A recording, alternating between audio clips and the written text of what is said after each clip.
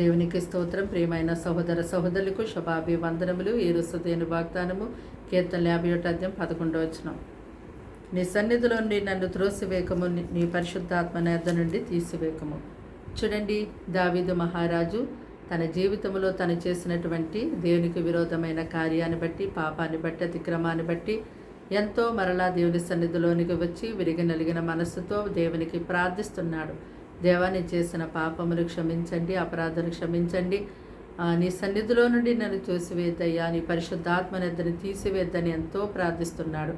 చూడండి, మీ యొక్క జీవితంలో కూడా అనేక సార్లు మరి లోకంలోకి వెళ్ళిపోయి దేవుని విడిచి మీరు మరలా దేవుని వైపు తిరిగి ప్రార్థించినప్పుడు దేవుడు తన యొక్క రెక్కల కిందకి మరలా గొప్పగా మిమ్మల్ని చేర్చుకుని ఉన్నారు కదా.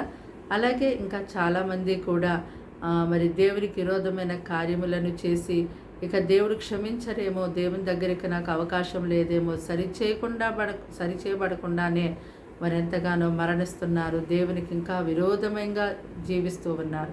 కానీ సమయమంది మాటలు వింటున్నటువంటి మీరు ఎక్కడ పడిపోయారో, ఎక్కడ తొలిగిపోయారో, ఎక్కడ దేనికి విరోధమైన కార్యం చేసి ఉన్నారో మరలా మీరు దేవుని వైపు తిరగండి. తప్పకుండా దేవుడు తిరిగి మీరు మీ యొక్క పాపాన్ని క్షమించమని దేవుని అడిగినప్పుడు ఆయన మీలో ఉన్న సమస్త పాపాన్ని తొలగించి మీకు ఎంతో గొప్ప విడుదలను అనుగ్రహిస్తారు. కనుక దేవుని యొక్క సన్నిధిలోకి వెళ్ళినప్పుడు తప్పనిసరిగా మనం తగ్గించుకొని ఎంతో ప్రార్థించుకునేవారిగా ఉండాలి. దేవుని యొక్క సన్నిధిలో మనము ఆయనను వేడుకున్నప్పుడు మన యొక్క సమస్త జీవితాన్ని, మన యొక్క క్రియలన్నిటినీ తన పరిశుద్ధ రక్తం చేత దేవుడు పవిత్రపరిచి, పరిశుద్ధపరిచి ఆయన ప్రజగా, ఆయన సొత్తుగా, ఆయన రాజ్యానికి వారసులుగా మనల్ని ఎంతగానో సిద్ధపరచుకుంటారు. ప్రార్థన. దేవానికి వందనములు, స్తోత్రాలు, స్తుతులు తండ్రి. ఈ మాటలు వెంటనే బిడ్డల్ని రక్తంతో కడిగి ముట్టి స్వస్థపరిచి బలపరిచి దీవించండి. వారికి వారింటి వారికి రక్షణ ఇవ్వండి. ప్రతి శోధ నుంచి విడిపించండి.